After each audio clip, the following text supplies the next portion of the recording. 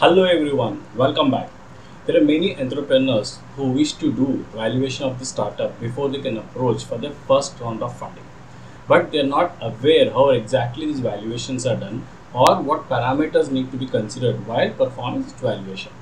So in today's video, we'll discuss three simple and most frequently used methods of startup valuation. So these methods are especially for those startups who are about to go for the first round of funding. So basically what we're trying to do is calculate the pre-money valuation of your startup.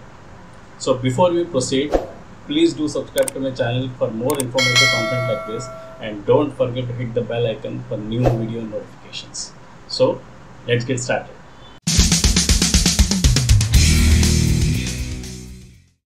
Namaste everyone. My name is Madhav Reddy. I'm an entrepreneur and a startup mentor. So let's start with the very famous method, which is called the VC method or the venture capital method. Now in this method, we're going to calculate your post-money valuation as well as the pre-money valuation of your startup. Now let's discuss this method with the help of a small example. Let's say you have an investor who is interested to invest in a startup. Now this investor is expecting this particular startup to give an exit value of 60 crores at the end of 5 years. That means at the end of 5 years, maybe a bigger company is ready to acquire this startup at the value of 60 crores. So this 60 crores is called your exit value. Now let's say this investor is also expecting 10x returns yearly for next 5 years. That means he's expecting his investment to grow at least 10 times per year. So this exit value this value of 10x is called the multiple. And let's say in today's date, the founders of the startup are looking to raise funding of 1 crore rupees. So in this scenario, the post-money valuation of this particular startup would be the exit value divided by the multiple. That is 60 crores divided by 10 crores. Divided by 10, there is 10x, which is 6 crores. So the post-money valuation of this particular startup is 6 crores. Now coming to the pre-money valuation, so it's going to be a post-money valuation minus investment.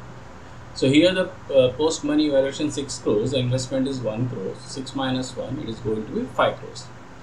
But this is not exactly the pre-money valuation, because there are many investors who will also consider the dilution that would happen in the startup. Let's say this particular investor is looking at a dilution of around 25%. So the pre-money valuation of your startup post-dilution would be this 5 crores multiplied by 75%, because we are removing the 25% dilution. So the 5 crores multiplied by 75% would be 3.75 crores. That means your current pre-money valuation of your startup is 3.75 crores. Now let's talk about how much equity stake the investor is expecting for his investment of this 1 crore rupees. The formula for this would be the equity stake of the venture capitalist would be his investment is 1 crore divided by post-money valuation. It is 1 divided by 6, which is going to be 16.67%. That means for an initial investor of 1 crore rupees, the investor would be expecting an equity stake of 16.67%. So this is how the venture capitalist method, venture capital method, or the VC method is used. Now let's move on to the next method, which is scorecard valuation method. So in the scorecard valuation method, a comparison is done of your startup to those startups which already existing in the market and in the same sector. So examination is done on the basis of the management team strength, the size of opportunity you have in the market, how good is your product or tech as compared to others in the market, and do you have any future investment options and similar traits. So let us discuss this with the help of an example. So first thing what you have to do is, before we calculate the pre-money valuation, first thing you need to do a market research and find out what is the pre-money valuation of other startups in the market which are at almost a similar stage of yours. So let's say we have done a market research and we found out the valuations of 5 different startups. So let's say the first startup is standing at a valuation of 10 crore. The second startup is at a valuation of, let's say, 25 crores. The third startup, let's say, it is a valuation of 8 crores. The fourth startup is at 15 crores, and fifth startup is somewhere around 5 crores. So what you have to do is you have to take average value of these values. So the average value of valuations of startups which are in a similar sector will come to 12.6 crores. So that is the average value in the market. So for some time, let us put this value aside. So next step is, now every startup or entrepreneur have certain traits or qualities which will define the success or the failure of a startup. Now, a certain startup might be very strong in particular trait as compared to others in the market, or a certain startup can be little weaker in a particular trait as compared to others in the market. So in the step 2, we need to evaluate those traits. So let's consider an example. Let's say the first trait is your team strength or the management strength. So let's say you think your team strength is good, so I'm going to give it a good percentage. So you can give it around 45%. So the total traits, what you're going to calculate, the total percentage should be 100. So this 100 you're going to distribute on all the traits that we're going to discuss. So the first trait is team strength, and let's say you're given it 45% because you think you have a strong trait. Second is the size of opportunity. Let's say you think the size of opportunity what your startup have in comparison to market is not too good. You have some but not very high. So you're going to put it somewhere around 15%. Now let's talk about your product or tech. Now for product or tech, let's say you're given somewhere around 25%. You think product is good. Then let's talk about market competition. Let's say there is a good competition outside, so it is not very easy to survive in the market. So you're giving yourself around 15%. And let's talk about marketing team or the marketing options or methods or the partnerships. Let's say you have not done it, but you have only 1 or 2 partnerships or deals. So let's say the percentage is somewhere around 5. So 45, 15, 25, 15 and 5. So that is one way. Now second, what you're going to do is, first you have evaluated within your team, within 100% how good are these traits of you. Now you're going to compare these traits as compared to others in the market. So let's say a team strength. You think your team is much stronger as compared to the other startups which are in the similar sector. Let's say your team is a little more stronger. So let's say you say your team is 25% more stronger as compared to the others in the same market. So in the next column, you're going to put the value as 125%. It is 100% plus this 25% which you think you are much stronger. Similarly, you're going to do for other traits. Let's say in the size of opportunity, you think we are almost equal as compared to others in the startup. We are neither higher or lower, so you have put it as 100%. Now third, if you talk about product or tech, you think you have at least 10% more chances as compared to other startups to make a mark in the market. So you're placing the value as 110%. Then let's talk about market competition. See, as we discussed earlier, market competition is there. So little less chances of you outbeating the others, but you have a good product, so you have little 10% more chances compared to others. But there is market competition. So you're putting your value as 75% because you have 25% less chances as compared to others. Now talking about the last factor, that is your marketing and partnerships and those associations. So let's say you put it around 60% as compared to the other market.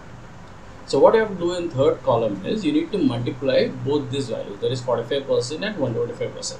That is 0.45 multiplied by 1.25, that is 0.52. That's the first value. Similarly, you will jot down the values for other traits. So once we jot down all the values for all the traits, what you have to do is you have to sum it up. So once you sum it up, the value is going to be 1.14. So now we're going to use these values to calculate the pre-money valuation of your startup. So we already earlier we have done the average value valuation of similar startups in the market, which we got around 12.6 crores. So we're going to multiply this 12.6 crores of average valuation to this your trait value, that is 1.14. So the total amount what you're going to get is 4.36 crores. That means in today's market, your pre-money valuation is 14.36 crores. So this is how we use the scorecard valuation method. So let's move on to the next method, which is risk factor summation method. So now let's discuss about the last method for this video, that is risk factor summation method. Now as the name itself suggests, risk. So in this particular method, we're going to assess all the risks that are associated with your startup. Risk that might be related to management, risk that might be related to say marketing, your manufacturing, or it related to litigation and similar more traits. So what you're going to do is, when you do the valuation, you're going to give them grading. Let's say you think, when you talk about the trait management, you think your management team is very strong, it don't have any sort of risk, but you think actually have an advantage with the help of this trade, you're going to give +2 to that particular trade. Now let's say we have another trade, let's say talking about sales. Okay, now you think your sales is not pretty good, you have a little bit lesser advantage, so you can give it -1. So in that way, you're going to give one of the 5 rankings to all these trades. Are they going to give +2 if it is excellent, +1 if it is little positive, if it is 0 if it is neutral, where you don't have an advantage or you don't have a disadvantage. Then -1 if you think you have slightly disadvantage on this particular trade, and -2 if you think this particular risk is going to be huge hurdle in the success of your startup. So you're going to give all this risk this particular rating. So let us discuss this with the help of an example. So similar to previous example of scorecard valuation, here also you need to first identify the average valuation of a similar startup of yours in this same sector in the market. So for this particular example, I've taken a value of $2 million. Let's say the average value of similar startups in the market is $2 million. So now we need to, first of all, as I discussed, we need to rate all the trades that are associated with which the risk associated. So let's say the first trait is management. If you think your management is very good, you go, let's say you have given it +2. Then let's talk about what stage is your business is. So if you think your stage is at slightly good as compared to others in the market, so you have given it a +1. Then moving on, let's talk about your legislation or political risk. You think we don't have advantage or disadvantage, you're almost at par as compared to others, you're going to keep it neutral, so it is 0. Then let's talk about manufacturing risk. So let's say you're given manufacturing risk +1. Then let's say the options of funding or capital raising risk in the future, let's say given that also +1. We're talking about competition. Let's say there is a competition, might not be huge competition, but you do have some competition, so which is little disadvantage for you. So let's say you're given it -1. Then let's talk about litigation risk. So you have given it neutral as compared to others. We have a similar type of risk, so you have given it 0. Then let's talk about international risk when you talk about expanding your business, and let's say I've given it -1. And finally, talking about potential lucrative exit. Let's say you think you might not have a huge exit value at the end of 5 years, 6 years, but as there would be good exit value, so you've given it +1. So now what you have to do is, for every +1, you need to add $250,000 for each +1. Let's say you have +2, you need to double it, that is $500,000, and put it in the table. So let's say for management, we have mentioned +2, so it's going to be $500,000. For stage of the business, you have mentioned +1, so it's going to be $250,000. For competition risk, you have mentioned -1, so it's going to be -$250,000. So you need to fill the table with these values and then sum it up. So let's say when I put values for all these 11 trades and sum it up, I'm getting a value of around $1 million. So now we're going to calculate the pre-money valuation of a startup. So the pre-money valuation of a startup is the sum of this particular value which we got by adding $250,000 and subtracting $250,000, which is $1 million, and the average valuation of other startups, similar startups in the sector that you have taken earlier, which is $2 million. So 1 + 2, which is $3 million. So as per this method, there is a risk factor summation method. Your pre-money valuation of a startup in the market is $3 million. So this is how we use the method of risk factor summation to calculate the valuation of your startup. So I hope this video has helped you understand how to do a pre-money valuation of your startup. So if you like my video, please drop your feedback in the comment section, and don't forget to subscribe to my channel, and do hit the bell icon for new video notifications. Thanks a lot for watching my video. See you all in my next video. Until then, namaste.